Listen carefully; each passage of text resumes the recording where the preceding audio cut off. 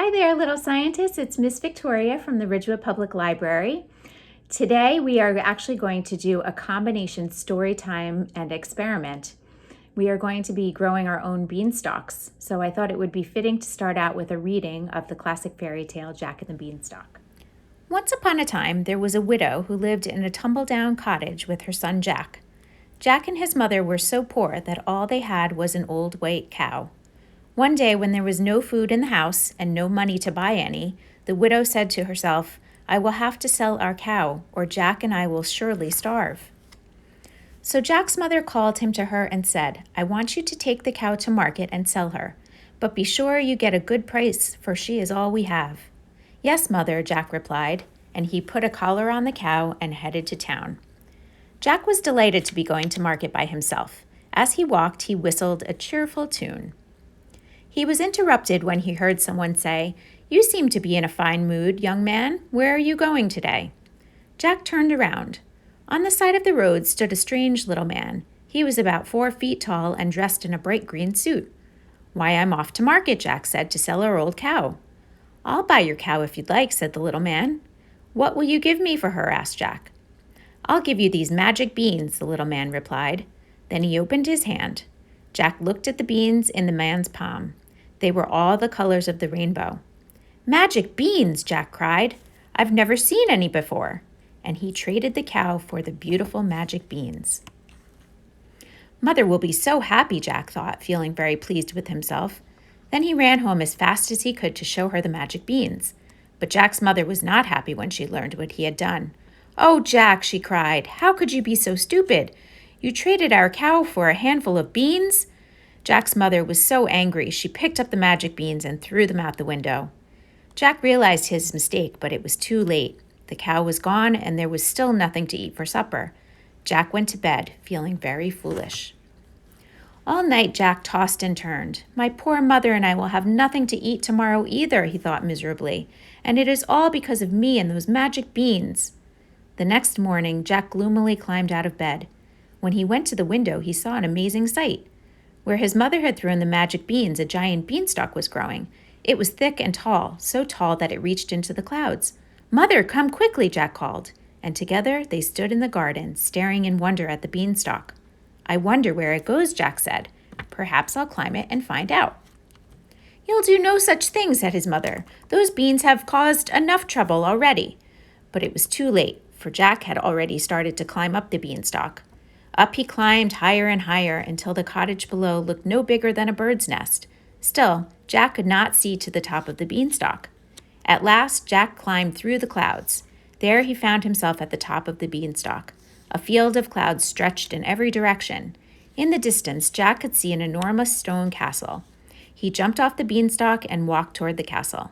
Soon he stood before the entrance, a huge iron door. Not knowing what else to do, Jack pulled the bell. After a moment, the great door slowly swung open. To Jack's horror, there stood a huge, ugly giantess looking down at him. Before Jack could run away, the giantess scooped him up in her huge hand. "Oh, good," she said in a great big voice. "I've been looking for someone to help me with my chores." Jack was so frightened, all he could say was, "Of course, what do you want me to do?" "Well," said the giantess, "first, you may help me light the fire and polish the boots. Now we must be very careful when my husband comes home, for there is nothing he likes better than to eat roasted Englishmen for dinner." Jack didn't like the sound of that, but the giantess promised that she would hide Jack in the cupboard when her husband came, so he helped her light the fire and polish her boots. All of a sudden, Jack heard a terrible sound like the roaring of thunder. "That's my husband," the giantess cried, and she quickly hid Jack in the cupboard. Then Jack heard a great booming voice. "Fee, fi, fo, fum. I smell the blood of an Englishman. Be he alive or be he dead, I'll grind his bones to make my bread." And in stumped the giant. He was much bigger than his wife and much uglier too. He sat down at the table and shouted, "I smell an Englishman. Catch him and roast him at once." "Don't be silly," replied the wife. "That's only the mutton stew I've cooked for your supper." Peering through the keyhole of the cupboard, Jack watched her set down the biggest bowl of mutton stew he had ever seen. The bowl of stew was so big that Jack could have sailed one of his small boats across it. The giant quickly ate the stew. He called for another bowl and ate that too. When he was finished, the giant said to his wife, "Now bring me the goose that lays the golden eggs." His wife brought a very ordinary-looking goose and set it before the giant. Then she went to bed. After she was gone, the giant turned to the goose and said, "Lay." The goose promptly laid an egg of pure gold. "Lay," the giant said a second time, and the goose laid another golden egg. "Lay," the giant commanded a third time, and the goose laid a third egg of gold. Jack's eyes grew wide as he watched through the keyhole. A goose that lays golden eggs, he thought to himself. Why, that would be a fine thing to have. Jack wondered how he might steal it. After a time, the giant's eyelids began to grow heavy, and soon he fell asleep right at the table. He snored so loudly that the walls of the castle shook. When Jack was quite sure that the giant was fast asleep, he crept out of the cupboard and tiptoed across the table. Then he snatched the goose that lays the golden eggs. With the magic goose under his arm, Jack leaped off the table and ran across the stone floor toward the door. Just as he reached it, however, the terrified goose cried, "Help! I'm being stolen! Help!" The giant awoke with a start. When he spotted Jack with the goose, he came running after them. "Stop!" the giant shouted. "Stop, thief! Give me back my goose!"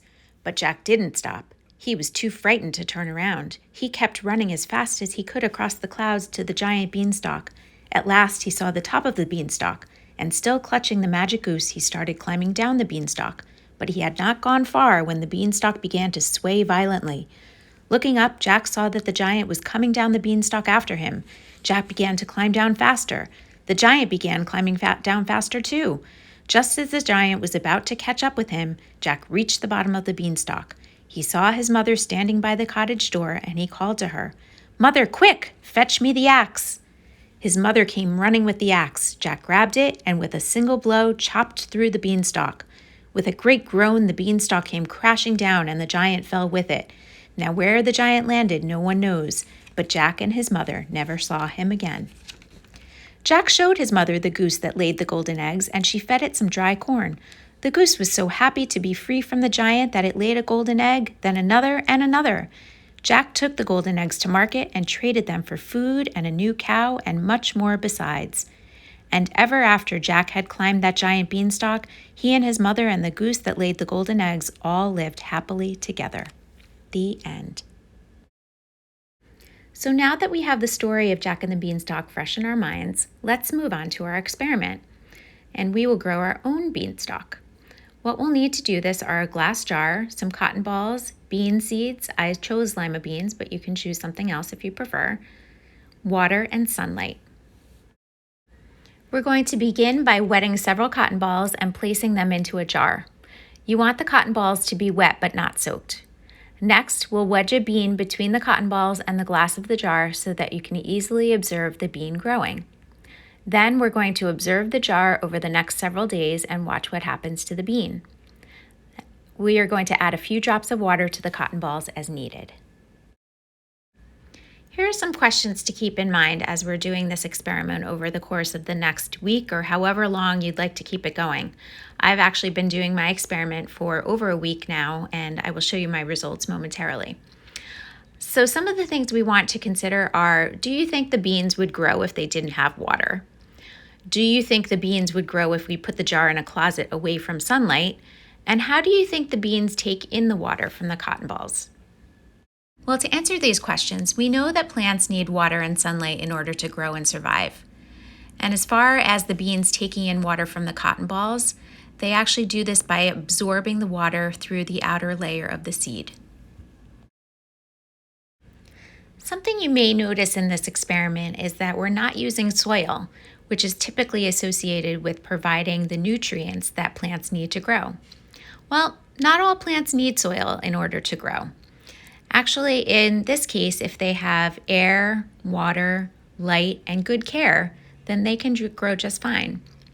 In the case of beans, however, they don't tolerate transplanting well.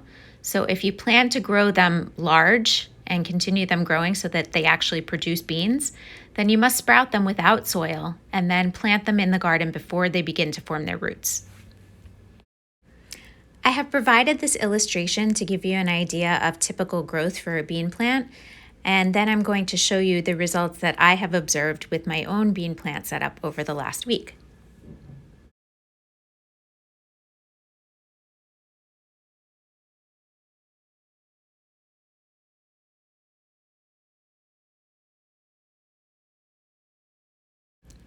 Please feel free to take pictures of your own growing plants and send them to me at the email address listed here.